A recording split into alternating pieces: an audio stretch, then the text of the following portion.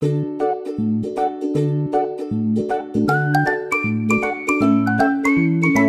semuanya, assalamualaikum. Kembali lagi di video reaction saya kali ini guys. Oke, mudah-mudahan semuanya sehat selalu. Nah, kali ini saya mau tengok video tentang ini ya. Indonesia siap jadi negara adidaya di Asia. Kebangkitan Indonesia sebagai kekuatan super Asia. Ini dia gitu ya, perkembangan pesat Indonesia ini sekarang ya. So, jangan lama lagi, mari sama tengok video ini. Let's go. Suatu kehormatan bagi Indonesia untuk memimpin G20 selama 1 tahun terakhir ini. Sebenarnya, siapapun presidennya, tugasnya adalah membawa Indonesia jadi kekuatan yang diperhitungkan di Asia. Itu sudah keharusan semenjak Indonesia mengambil pilihan kepemimpinan bergilir G20. Dari situ, Indonesia sudah menegaskan komitmennya untuk memainkan peran proaktif dalam mendorong ekonomi Indonesia sebagai salah satu yang diperhitungkan di dunia.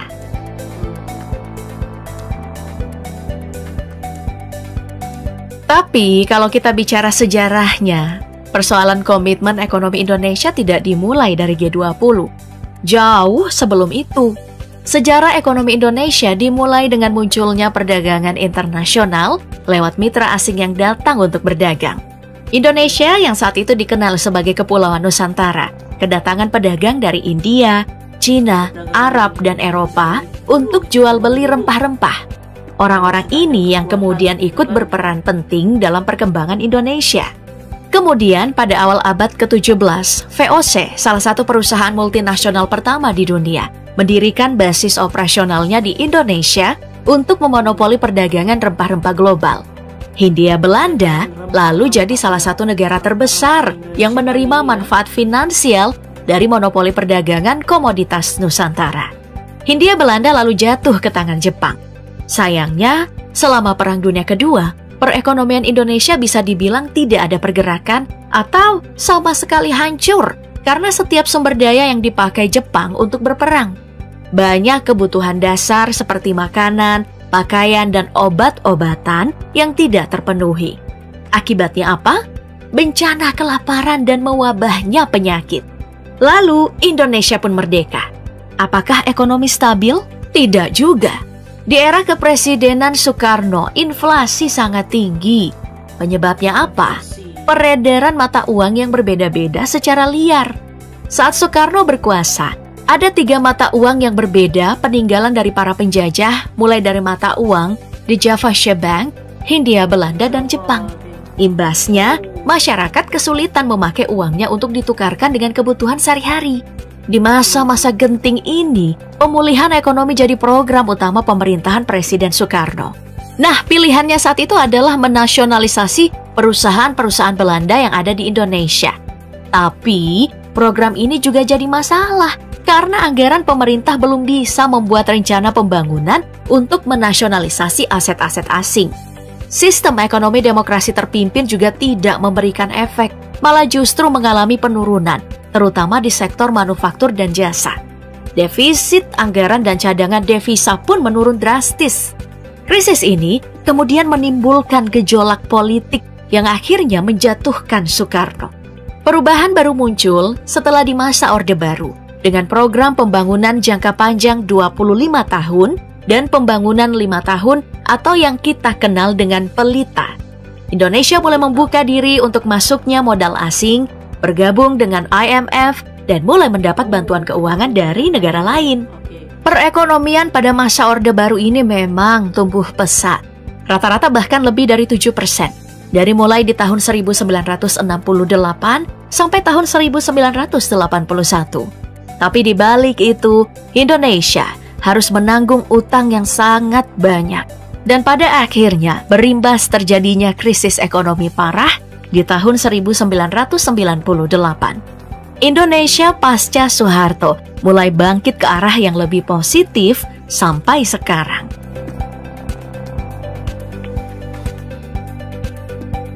Itu karena RPJPN yang berjalan dengan maksimal. Nah, apa sih RPJPN itu? RPJPN adalah Rencana Pembangunan Jangka Panjang Nasional Ini adalah penjabaran dari tujuan dibentuknya pemerintahan negara Indonesia yang tercantum dalam undang-undang.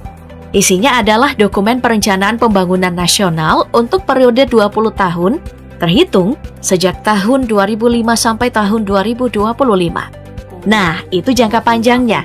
Untuk jangka pendeknya diatur oleh yang namanya RPJMN atau Rencana Pembangunan Jangka Menengah Nasional. Ini merupakan visi misi dan program presiden terpilih selama 5 tahun. Jadi, RPJMN ini sudah dimulai sejak era Presiden SBY. Bagaimana RPJMN era Jokowi? Untuk tahun 2020 sampai 2024 pada intinya adalah bagaimana memberikan landasan kokoh menuju Indonesia maju dan keluar dari middle income trap. Misinya, peningkatan kualitas manusia Indonesia, struktur ekonomi produktif, pembangunan yang merata dan berkeadilan, mencapai lingkungan hidup yang berkelanjutan, kemajuan budaya, penegakan sistem hukum, perlindungan bagi semua warga, pengelolaan pemerintahan yang bersih, dan sinergitas pemerintah daerah. Tapi, kita akan fokus pada pembangunan berkelanjutan dan pelestarian lingkungan. Mengapa? Karena ini kadang disepelekan. Kedengarannya mudah, tapi sulit dikerjakan.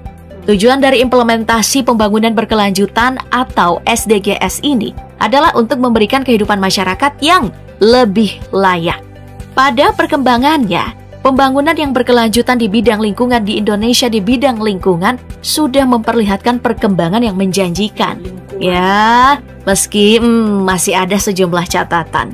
Sebenarnya kalau kita mau bicara apakah Indonesia menjalankan SDGs itu, bisa kita lihat dari komitmen Indonesia dalam membangun IKN. Ada komitmen yang kuat pada tingkat kebijakan sampai implementasinya untuk tujuan pembangunan berkelanjutan. Dan IKN adalah contoh bagaimana SDGs dikembangkan dan diintegrasikan dalam pembangunan.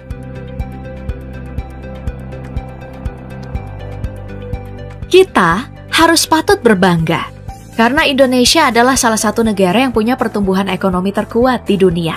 Itu dibuktikan dengan pertumbuhan ekonomi yang bisa dipertahankan di atas 5% dalam 6 kuartal berturut-turut.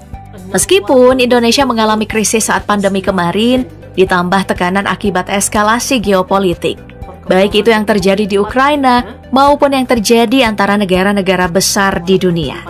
Dan sektor yang paling berperan penting dalam pertumbuhan ekonomi Indonesia adalah sektor industri pengolahan atau manufaktur. Di tengah penurunan daya beli dan melemahnya nilai tukar rupiah yang mempengaruhi produksi, industri manufaktur masih terus berkontribusi terhadap perekonomian nasional. Tapi, yang juga tidak bisa disepelekan adalah sektor pertanian. Sebagai negara agraris dengan lahan yang subur dan keragaman sumber daya alam, pertanian jadi sektor yang memberikan kontribusi signifikan terhadap pertumbuhan ekonomi, ketahanan pangan, dan pengentasan kemiskinan. Terutama produksi minyak kelapa sawit nih. Kelapa sawit adalah salah satu komoditas perkebunan yang punya peran strategis dalam pembangunan ekonomi Indonesia. Sebagai penghasil kelapa sawit terbesar di dunia, industri kelapa sawit sudah menyediakan lapangan pekerjaan sebesar 16 juta tenaga kerja, baik itu secara langsung maupun tidak langsung.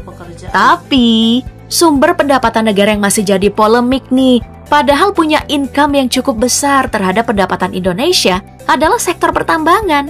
Banyak komoditas pertambangan seperti batu bara, minyak, dan logam merupakan barang ekspor utama Indonesia.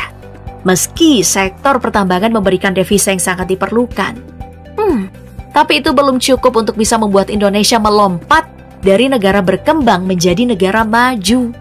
Kenapa, Pop Gengs? Karena Indonesia hanya bisa menjadi pemain ekspor bahan tambang mentah. Maka, Indonesia mengambil langkah hilirisasi, menghentikan ekspor bahan tambang mentah.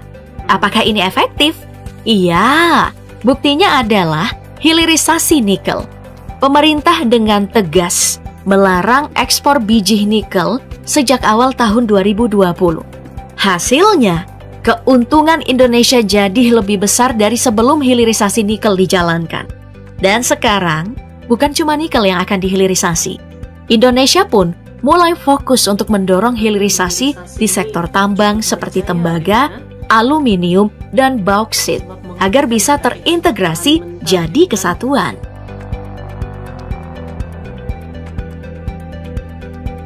Jadi, seperti yang sudah disinggung tadi, Indonesia punya potensi yang besar untuk melompat dari negara berkembang menjadi negara maju.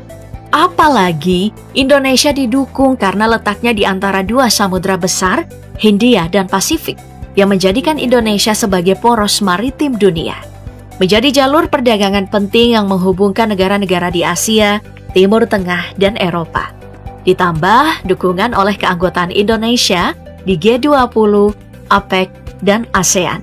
Bahkan Indonesia jadi satu-satunya negara yang tergabung dalam 3 forum kerjasama ekonomi utama global.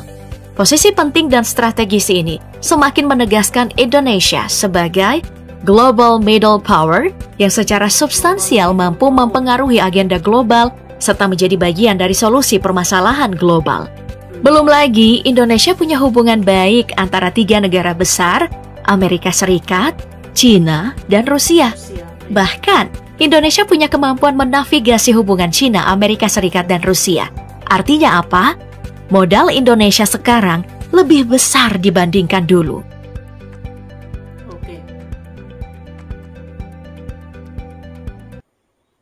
Oke guys, jadilah dia videonya ini. Jadi ya, memang Indonesia itu memiliki potensi yang sangat besar sebenarnya ya, sangat besar untuk menuju negara maju gitu ya, dengan kekuatan sumber manusianya juga gitu kan, populasi penduduknya, lepas tuh apalagi kekuatan sumber alamnya, jalur perdagangan gitu kan, dan banyak lagi gitu kan faktor-faktor yang memang menjadikan Indonesia itu berpotensi jadi negara maju ini. Dan sekarang pun kita lihat Indonesia pun selangkah demi selangkah itu mau menuju negara maju dengan perkembangan pesatnya gitu ya. Jadi kebangkitan Indonesia ini, kebangkitan Indonesia akan mampu mengejutkan negara-negara di dunia gitu, oke? So, terima kasih banyak sebab kamu sudah menonton video ini. Jangan lupa macam biasa untuk support channel saya dengan subscribe, like video ini, dan jangan lupa untuk komen juga, oke? Terima kasih banyak dan kita jumpa lagi di video seterusnya. Assalamualaikum.